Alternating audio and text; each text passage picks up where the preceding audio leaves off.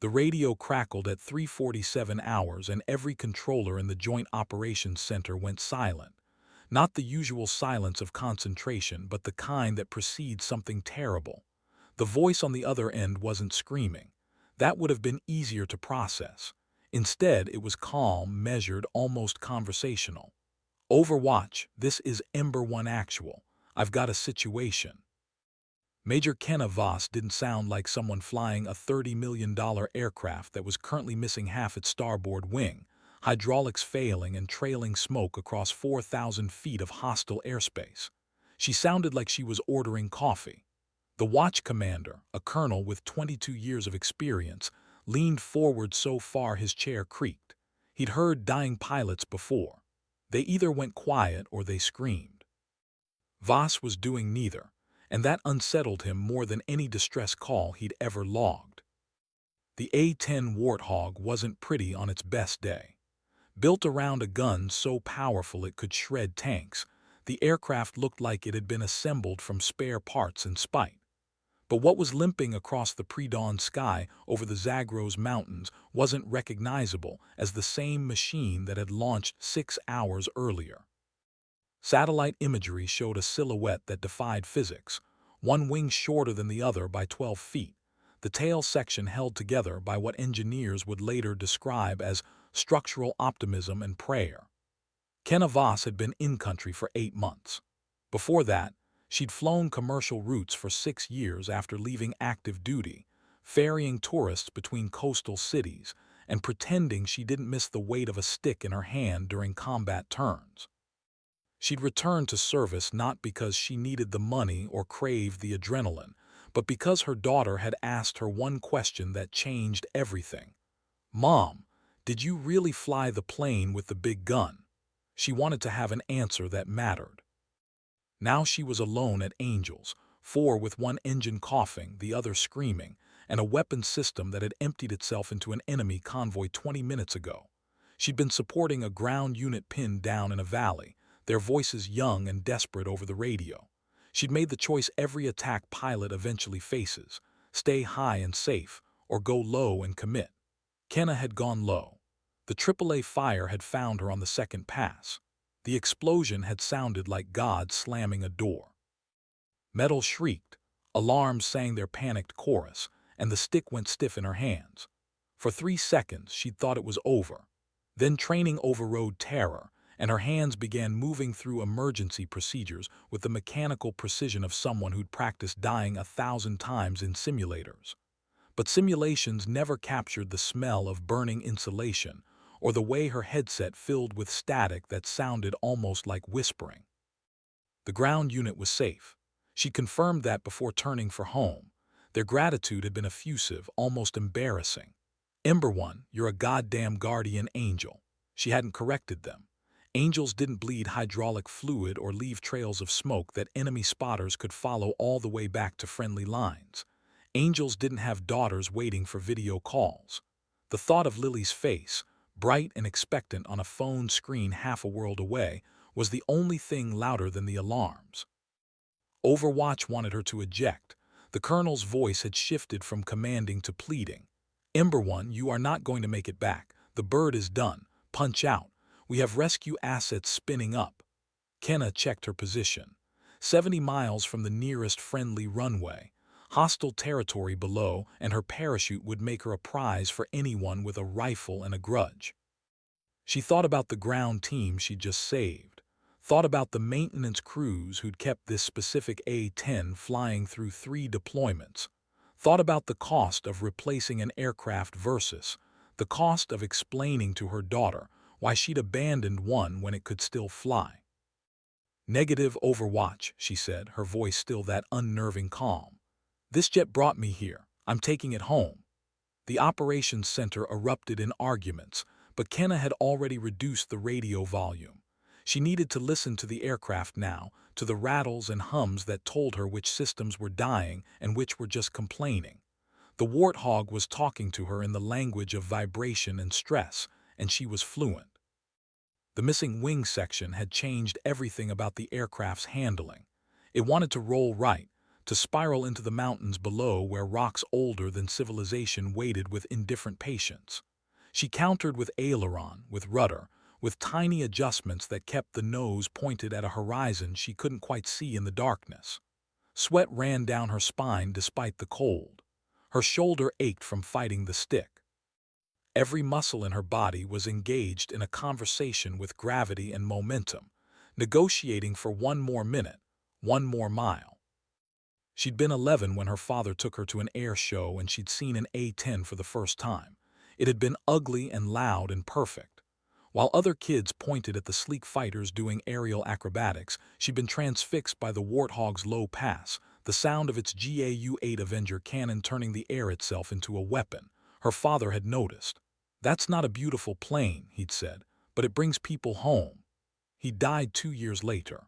Heart attack, sudden and cruel. She'd kept the airshow program in her desk drawer through high school, through college, through flight training. Bringing people home had become the only mission that mattered. The sky began to lighten in the east, a purple bruise spreading across the horizon. Dawn in the mountains was beautiful in a way that made her chest ache. She'd see Lily again. She'd tell her about this flight, maybe when she was older, maybe when she'd understand that bravery and terror were often the same thing wearing different faces. The thought gave her strength, or maybe it was just stubbornness. In her experience, they were close cousins. Overwatch had gone quiet, either giving up on convincing her or documenting her final moments for the inevitable investigation. She could imagine the scene. Silent controllers, the colonel with his head in his hands, someone already drafting the casualty notification. They'd written her off. She didn't blame them. The telemetry they were seeing was incompatible with survival. But telemetry didn't know about the way she could feel the aircraft through her hands, couldn't measure determination or the promise she'd made to a 7-year-old girl with braids and gap-toothed smile. 50 miles out, the fuel gauge showed numbers that would have been concerning under normal circumstances. Under current circumstances, they were fantasy. She was running on vapor and hope, the latter being more reliable than the former. The engine temperatures were climbing into ranges that maintenance manuals described with words like catastrophic and unsurvivable. She ignored them. Numbers on a screen couldn't hurt her. The ground could, though, and she kept it at a respectful distance, trading precious altitude for speed, then trading speed back for altitude in a dance that would have failed any flight exam but kept her alive.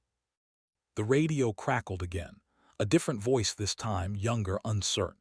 "Ember 1, this is Tower. We have you on radar. Winds are 040 at 8 knots. Emergency equipment is standing by. You are cleared for any runway, any approach, your discretion." They were giving her the sky, whatever she needed, however she needed to get there. It was the kind of trust usually reserved for pilots who were already legends. Kenna felt a flutter of something in her chest that might have been pride or might have been fear. They blurred together at times like this. She could see the base now, a cluster of lights against the dark landscape. It looked impossibly far and impossibly close simultaneously. The A-10 was shaking harder, vibrations traveling through the airframe like a message being passed from rivet to rivet. "We're almost done. Hold on, we're almost done." She whispered to it, words that would never appear in any after-action report, promises and pleas and gratitude for every second it stayed together. The approach was a controlled disaster. She was too fast, then too slow, then too high, fighting the aircraft's desire to do anything except fly straight.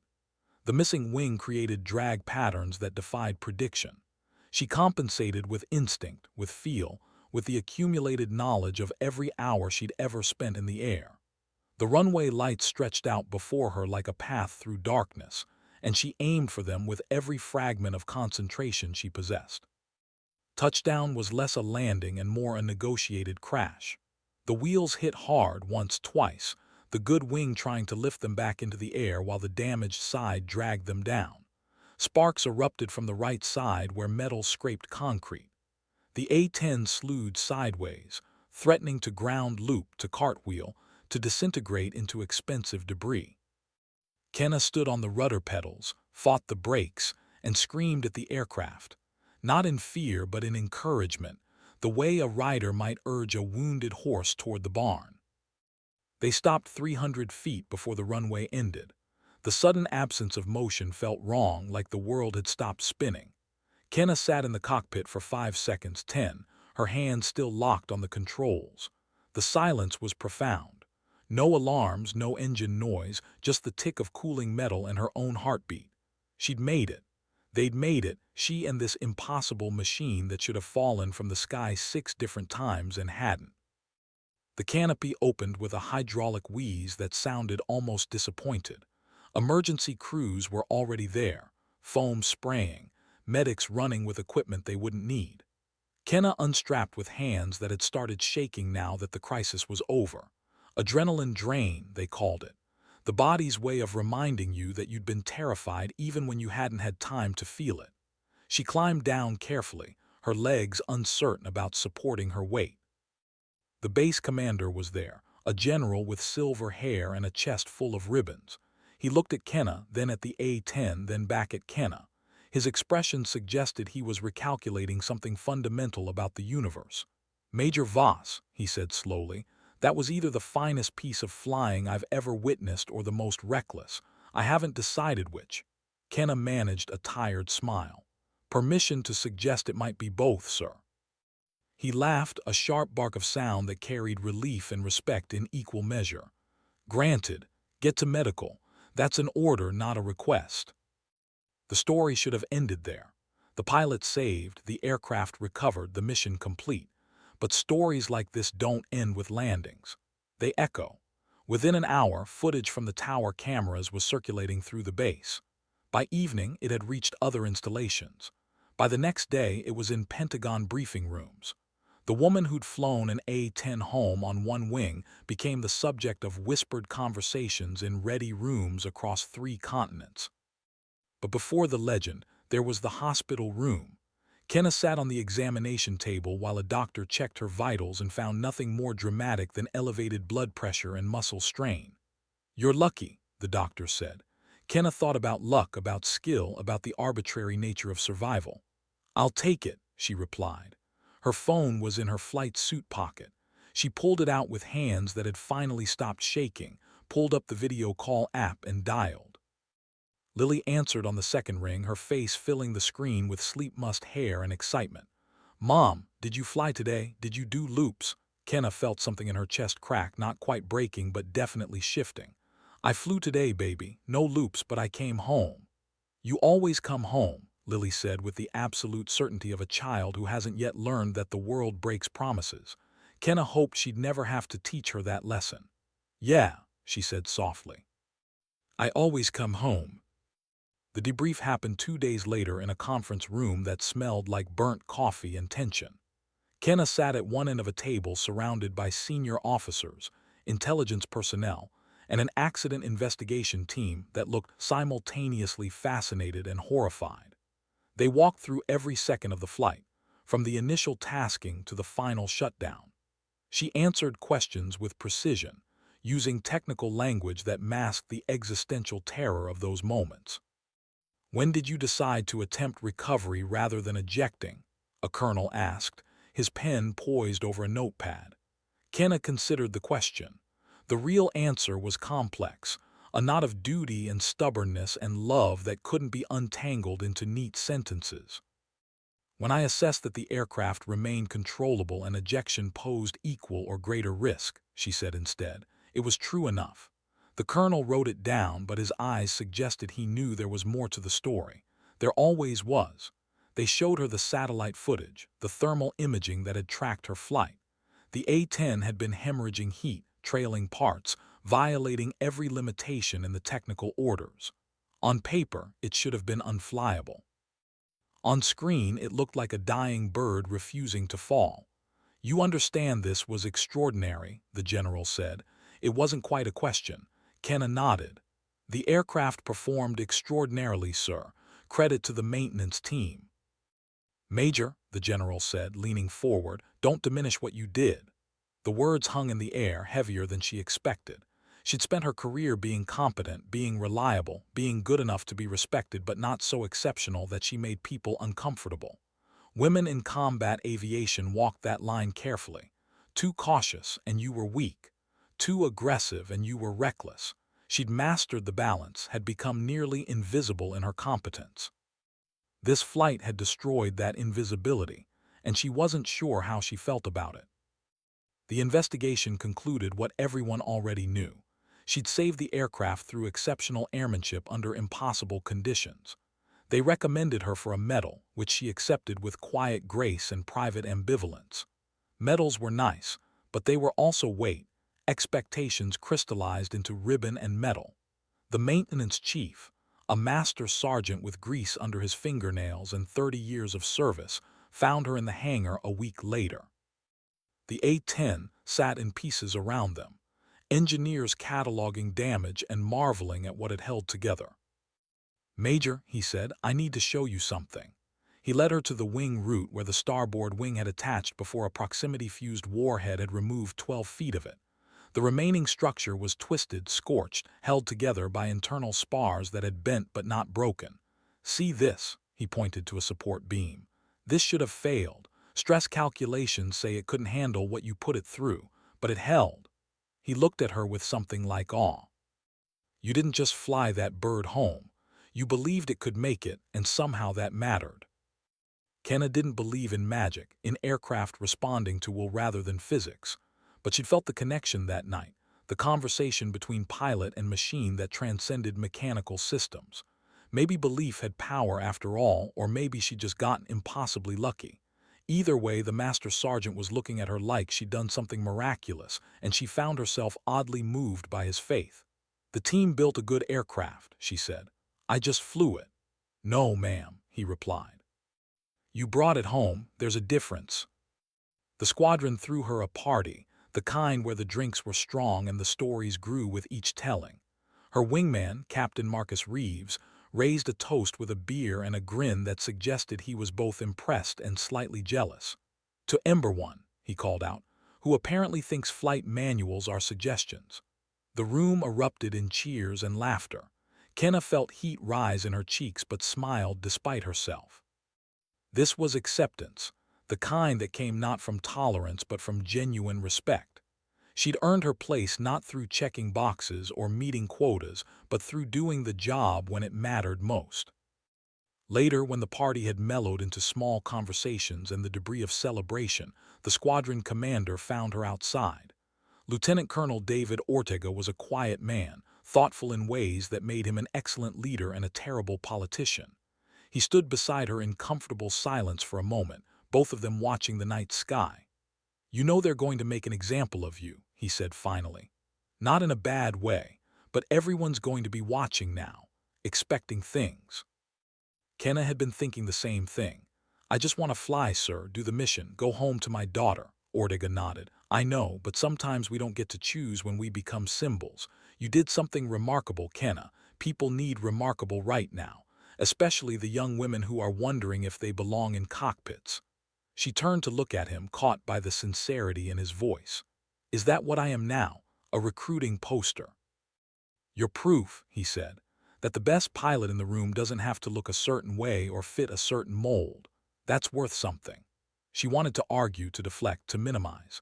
But standing there under the stars with the memory of damaged metal and impossible flight still fresh in her body, she couldn't quite dismiss his words. Maybe he was right. Maybe one flight could change how people saw the possible. It was a strange kind of responsibility, heavier than any metal and harder to carry. The weeks that followed brought a parade of attention she hadn't sought and didn't particularly want. News crews requested interviews, which the Air Force carefully managed and controlled. She sat through media training, learning to deliver sound bites that conveyed heroism without revealing classified details. She hated every minute of it. This wasn't why she flew, but orders were orders, and she understood the larger purpose even as she chafed against the spotlight.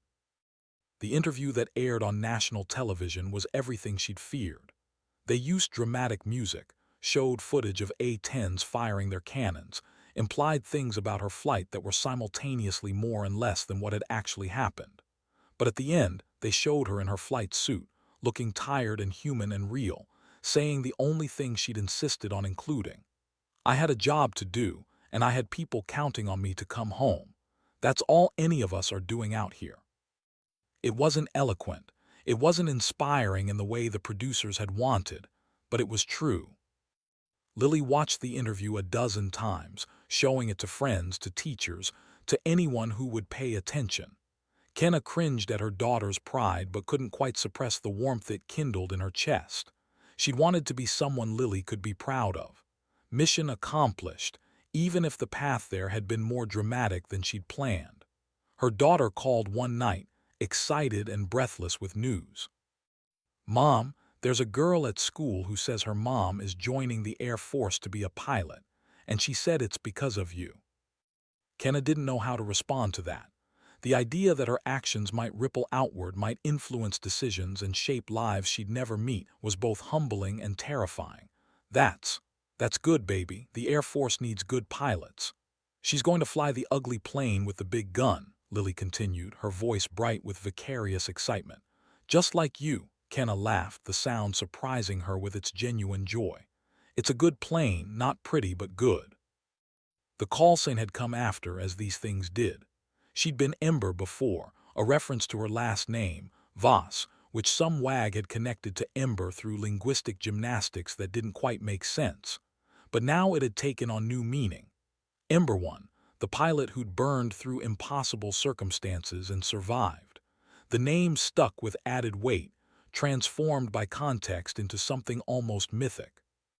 She heard it whispered in ready rooms, spoken with a mix of respect and awe that made her uncomfortable and proud in equal measure. 3 months after the flight, she was called to wing headquarters. The summons was formal enough to make her nervous, casual enough that she knew she wasn't in trouble. The wing commander, Brigadier General Patricia Hawthorne, was a legend herself, one of the first women to fly combat missions in integrated squadrons. She looked up when Kenna entered and her expression was unreadable. "Sit, Major." Kenna sat, posture perfect, hands folded in her lap. Whatever was coming, she'd face it with the same composure she'd maintained in that damaged cockpit. "I've been in the Air Force for 31 years, Hawthorne began. "I've seen incredible flying. I've seen terrible flying. I've seen lucky flying and skilled flying and everything in between. What you did doesn't fit into any category, I know." She paused, as if choosing her next words carefully. "But it fits into a category that matters most. The kind of flying that saves lives and completes missions when everything has gone to hell. So I'm here to offer you a position." She slid a folder across the desk. Inside were orders, new assignments, opportunities that would take Kenna away from operational flying and into training, into shaping the next generation of attack pilots. It was a promotion disguised as a sideways move, the kind of assignment that said you're too valuable to risk while pretending to offer choice. Kenna looked at the papers, her mind racing. She'd always known this moment would come when being good at the job would mean doing less of it. "I'm honored, ma'am," she said carefully, "but I'd like to stay operational if possible." Hawthorne's smile was knowing. "I thought you'd say that. Here's what I think, Major. You've got 5, maybe 10 more years of top-shelf flying in you. You could spend it in the cockpit, or you could spend it making sure the next 1,000 pilots are half as good as you. Both matter. Only one scales." The logic was sound, the kind that Kenna couldn't argue with even though she wanted to. She thought about Lily, about the girl at school whose mother was joining up, about all the pilots who would face their own impossible moments and need training that went beyond manuals and procedures. "How much time do I have to decide?" she asked. 2 weeks, Hawthorne replied. "Take it. Talk to your people. Make the right call, not the easy one." Kenna left the office with the folder under her arm, and a weight in her chest that felt like the end of something and the beginning of something else. She flew that night, a routine patrol that felt anything but. The A-10 beneath her was different from the one she'd brought home. That aircraft was still in pieces, being studied by engineers who treated it like an archaeological artifact. This one was pristine, all systems green, responsive and solid. She should have felt relieved. Instead, she felt oddly melancholy. Flying had been her identity for so long that imagining herself in any other role felt like trying on someone else's skin. But as she turned back toward base, watching the sunset paint the mountains in shades of orange and purple that would have been impossible to describe to someone who'd never seen them. She thought about legacy. She thought about the pilots who'd taught her, the instructors who'd been patient with her mistakes and generous with their knowledge. She thought about the difference between being good and making others good. By the time she landed, her decision was made. The call to Lily that night was one of the hardest conversations she'd ever had. "Baby, Mom might be changing jobs soon. You won't fly anymore." The devastation in her daughter's voice was palpable. "I'll still fly," Kenna assured her. "But I'm going to teach other people to fly too, to be better pilots, to come home safe." There was silence on the other end, the kind that meant Lily was processing, turning the information over in her mind the way she did with complex problems. "Like how you brought the plane home." "Yeah," Kenna said, "like that." "Okay," Lily said finally, and Kenna could hear the acceptance in her voice, the understanding that transcended her years. "Okay, but you have to promise me something." "What's that, sweetheart?" "You have to tell them all the stories, about the missions and the flying and the sky, all of it." Kenna felt tears prick her eyes, unexpected and unwelcome. "I promise, baby, I'll tell them everything." The transition wasn't immediate. She flew operationally for another 6 months, accumulating hours and missions that began to feel elegiac, like a farewell tour. Her squadron mates treated her differently now, not with distance but with a kind of reverence that she found both flattering and isolating. She was becoming a story while still trying to live her life, and the dissonance was occasionally overwhelming. But she flew every mission with the same focus, the same commitment to excellence that had defined her career. Her final operational flight was supposed to be routine, a training mission with a new pilot, showing them the intricacies of close air support in the mountain environment.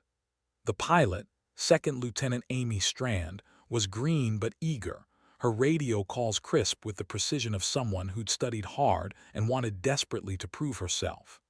Kenna remembered being that young, that hungry to belong. She was patient with Strand's questions, generous with her knowledge, sharing the kind of insights that came from experience rather than textbooks. They were 30 minutes into the flight when the radio crackled with an emergency call. A patrol was under fire, pinned down in a valley with wounded and running low on ammunition. It was the kind of situation Kenna had handled dozens of times, but this time she was the instructor and Strand was at the controls. She could have taken over, could have used her experience to handle the mission. Instead, she talked Strand through it, her voice calm and instructive as the younger pilot maneuvered into attack position. "Watch your altitude. The valley walls create turbulence. Feel it through the stick." Strand's breathing was fast over the intercom, but her hands were steady. The A-10 rolled into its attack run, and Kenna felt a surge of pride as Strand executed the procedures flawlessly. The cannon roared, the aircraft shuddered with recoil, and below them the enemy position disintegrated. The patrol's grateful voices filled the radio, and Strand's whoop of exhilaration was pure and unfiltered. "Ember One, that was perfect," Kenna said and meant it.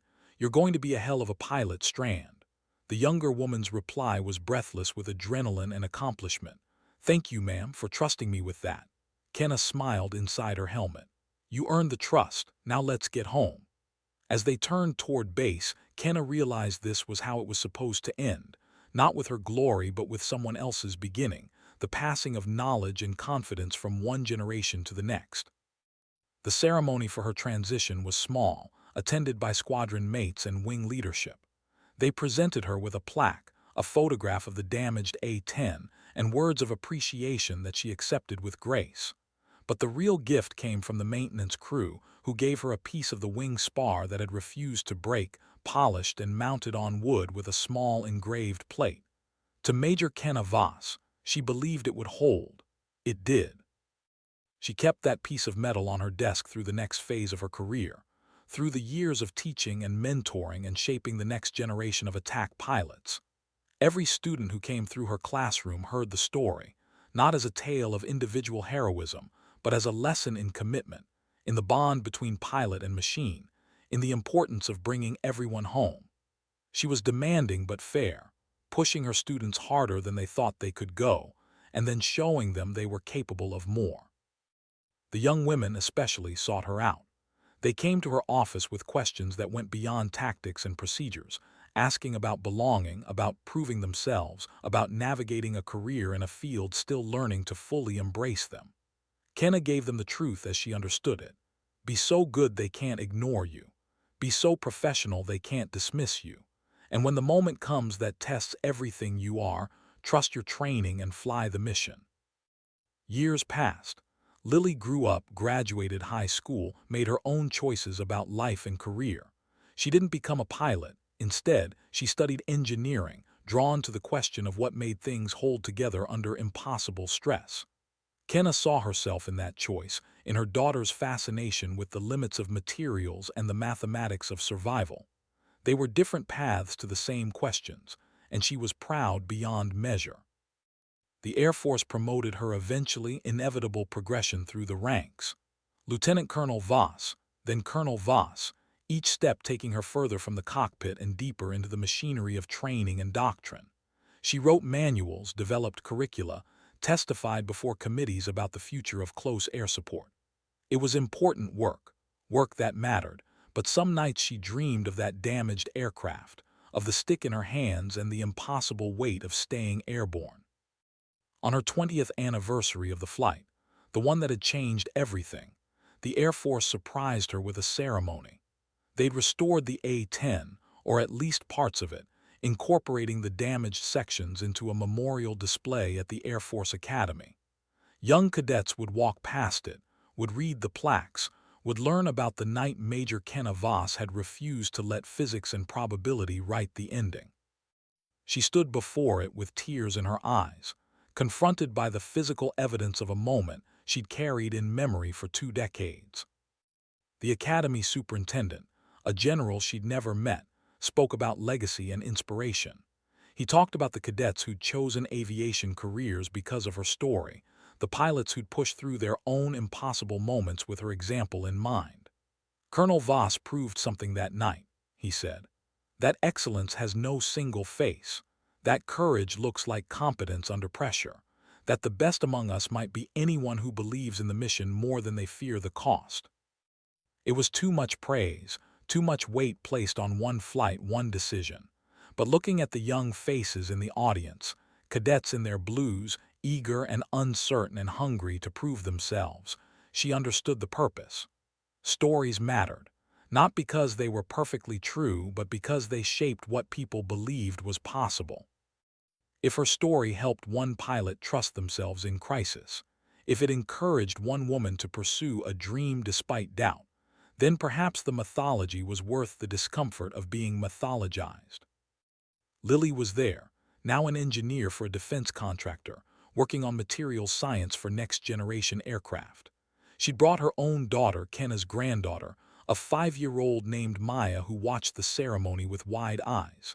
After the speeches, when the crowd had dispersed and it was just family standing before the memorial, Maya tugged on Kenna's dress blues.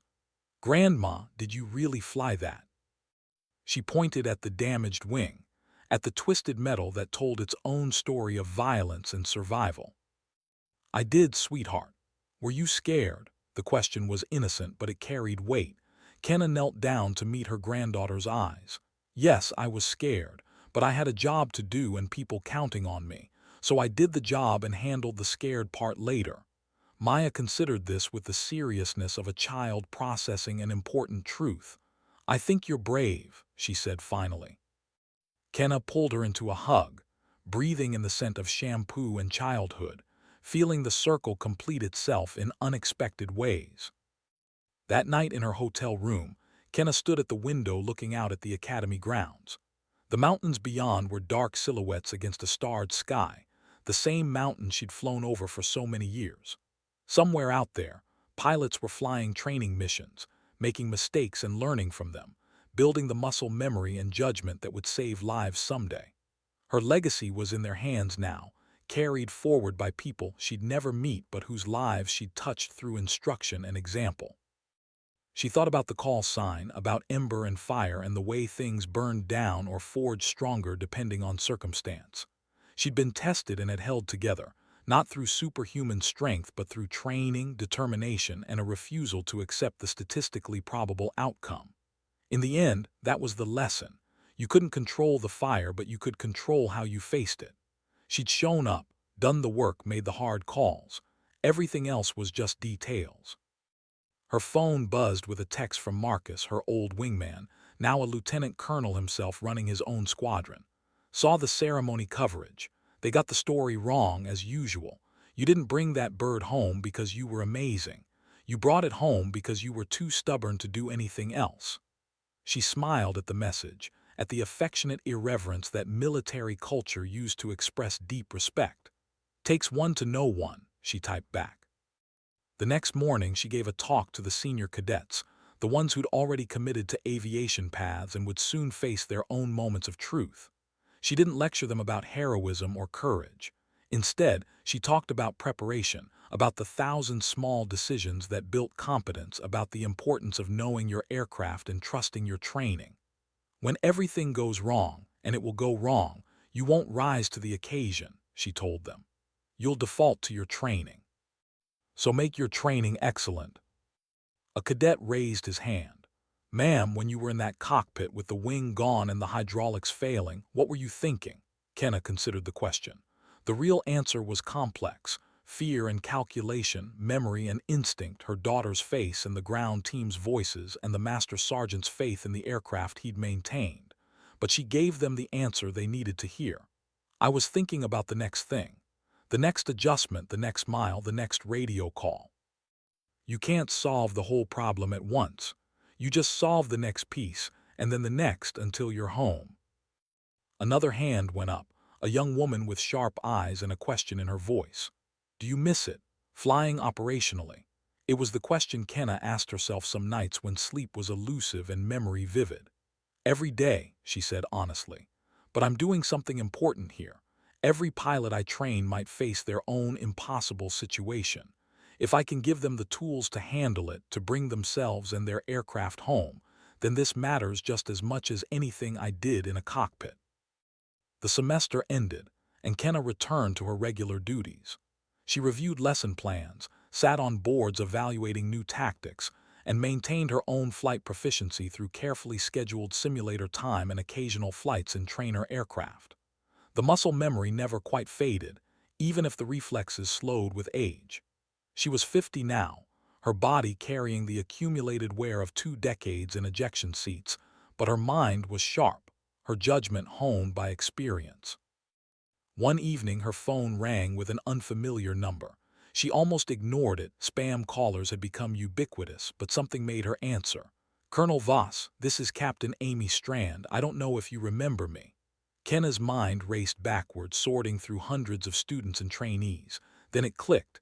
The lieutenant on her last operational flight, the pilot she'd talked through her first real combat mission. "Of course I remember. How are you, Captain?" "I'm good, ma'am. Actually, I'm calling because I had a situation last week. Engine failure in a bad location, systems cascading. I thought I was done." Kenna felt her pulse quicken, the old familiar spike of adrenaline at the mention of crisis. But I remembered what you said about solving the next piece. I worked the problem piece by piece and I got the aircraft down safe. Everyone came home." The pride in Strand's voice was palpable, earned through fire and fear, and the application of hard-won knowledge. "That's excellent work, Captain. You should be proud." "I am, ma'am, but I wanted to thank you for showing me that it was possible, for teaching me to trust myself in the training. I don't think I could have done it without your example." Kenna felt a lump in her throat, unexpected emotion rising. This was the legacy that mattered, not ceremonies or memorials, but pilots who faced their own impossible moments and came through them because someone had shown them it could be done. They talked for a while longer, Strand describing the technical details of her emergency with the enthusiasm of someone who'd glimpsed the edge and lived to tell about it. When they finally ended the call, Kenna sat in her office holding the phone and feeling the weight of continuity, of knowledge passed from instructor to student, of a tradition larger than any individual. This was what service meant, not the moments of glory but the quiet accumulation of competence, generation after generation. The years continued their steady march. Kenna pinned on stars eventually, becoming one of the Air Force's first female general officers who'd come up through attack aviation. The responsibility was enormous, the decisions affecting thousands of lives and billions of dollars in equipment. But the core mission remained unchanged. Train pilots, develop doctrine, ensure the next generation could execute their missions and come home safe. Everything else was administrative noise. She retired at 55, having given 33 years to service. The ceremony was larger than she'd wanted, attended by officers she'd trained, pilots she'd mentored, and a surprising number of people she'd never met who'd been influenced by her story. The commandant of the Air Force Academy presented her with a gift, a painting of that damaged A-10, executed in dramatic colors that captured both the violence of the damage and the stubborn grace of continued flight. "For your wall," he said. "So you never forget what's possible." As if she could forget. The flight lived in her dreams still, visiting her in the quiet hours when memory and imagination blurred together. Sometimes she was back in the cockpit, fighting controls and feeling the aircraft speak to her through vibration and sound. Other times she was outside herself, watching from a distance as the impossible unfolded in slow motion. The dreams weren't nightmares. They were reminders of the moment when everything had condensed down to essentials, when survival had required every fragment of her knowledge and will. Retirement was strange. Too much time, too many quiet mornings, too few pressing problems that required immediate solutions. She consulted occasionally, reviewing accident investigations and providing expert testimony. She wrote a book, though she hated the process, trying to capture in words what had been lived in sensation and instinct. The publisher wanted heroism and drama. She gave them technical accuracy and hard-won lessons. It sold moderately well and became required reading at several flight schools, which satisfied her more than any bestseller status could have. Lily called one autumn afternoon with news. Maya had announced she wanted to be a pilot when she grew up.